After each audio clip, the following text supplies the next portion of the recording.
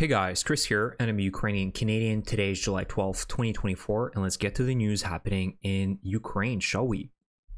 First and foremost, I want to cover the NATO Summit, which ended yesterday.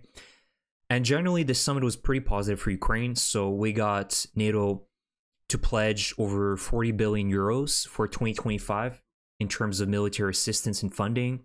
So that includes the procurement of military equipment for Ukraine, free transfer of weapons and other equipment, maintenance logistics costs of military equipment for Ukraine, investing into Ukrainian defense infrastructure and defense industry. So overall, that is great news. We got countries as well like Australia, which pledged $250 million in the nearby future worth of military funding.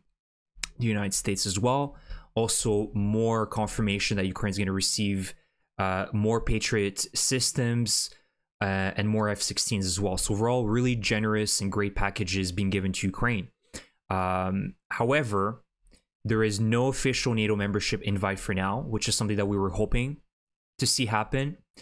At the very least, which is positive, is that there was a lot of positive announcements mentioning that unfortunately Ukraine isn't getting the NATO membership invite, but its path towards membership is reversible, and it will definitely happen.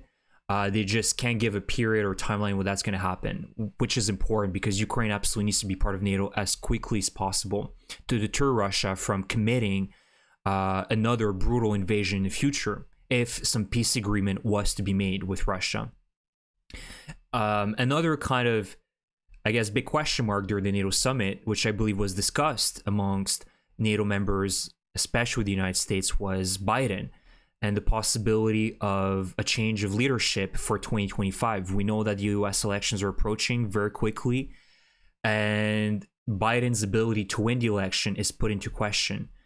There was a big blunder actually yesterday at the end of the NATO summit where Biden introduced Zelensky as Putin. Thankfully, he quickly recovered from that blunder, but it was still, again, another example of the decline of his cognitive abilities and his capacity as well to win the elections in November, because we know that Trump's plan is possibly to completely withdraw from the alliance and forcing Ukraine into a bad deal with Russia. And you have, very respected Democrats like Barack Obama and Nancy Pelosi, which are expressing concerns with the fact that Biden could lose this election. And so they are mentioned that perhaps the Democratic Party should change the leader for this election.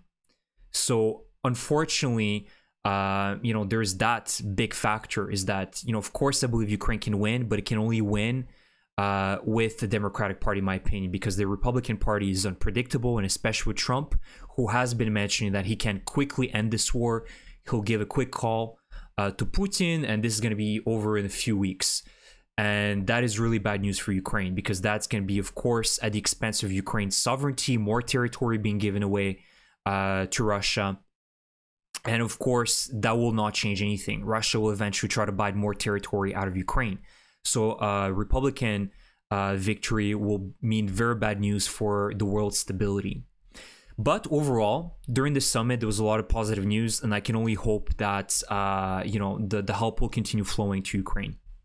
Now, let's talk about Russian terrorism. Of course, we're not surprised. Russia continues with its terrorist attacks. And if anything, this week has shown us what Russian peace is. But there's some concerning Russian activities. And one of them actually posted two news, one from today and one from yesterday. So the one from today is Russia, which is voicing concerns that Ukraine could blow up two dams, one in Kiev and one in Kharkiv.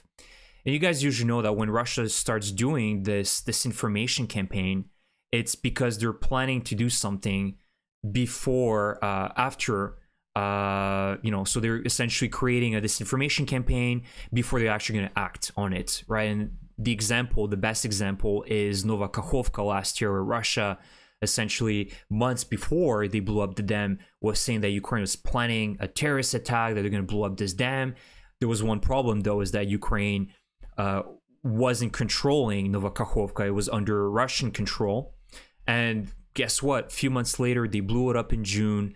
creating a massive ecocide of Ukrainian territory downstream.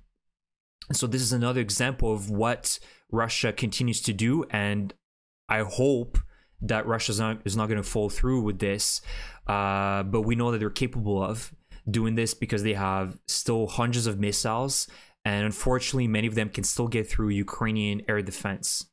Another big news from yesterday is that the United States and Germany confirmed that they prevented an assassination plot by Russia against the CEO of Rheinmetall, and that they also claimed that this was one of multiple other assassinations that were planned against defense industry executives across Europe.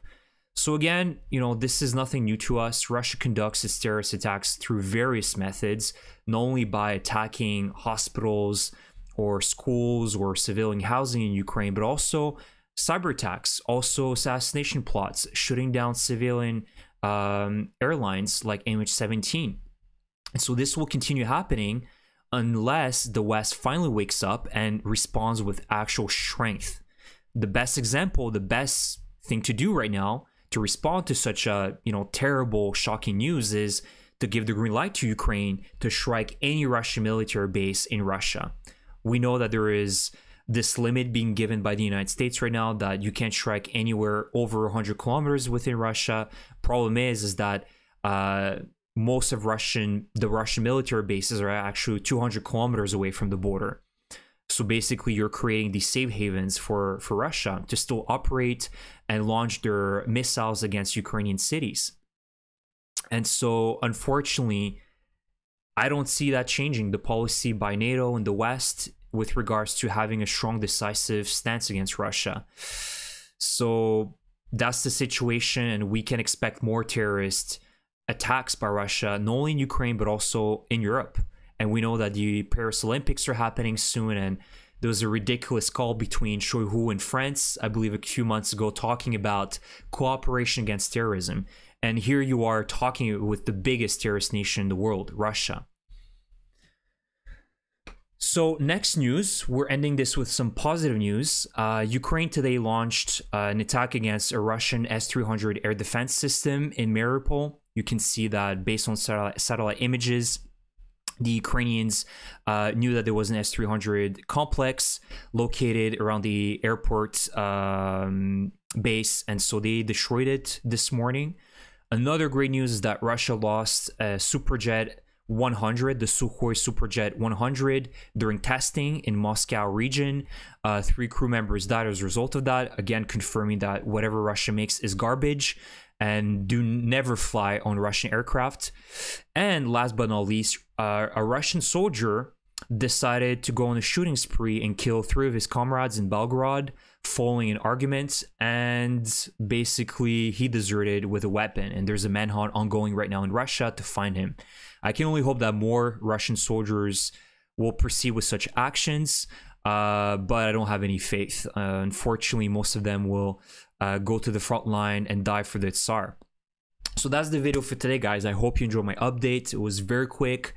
And again, if you have any thoughts or opinions, please leave your comments down in the comment section below. Leave me a like if you enjoyed this video, and subscribe to my channel if you enjoy my content. And I will see you guys in the next one. Slava Ukraini!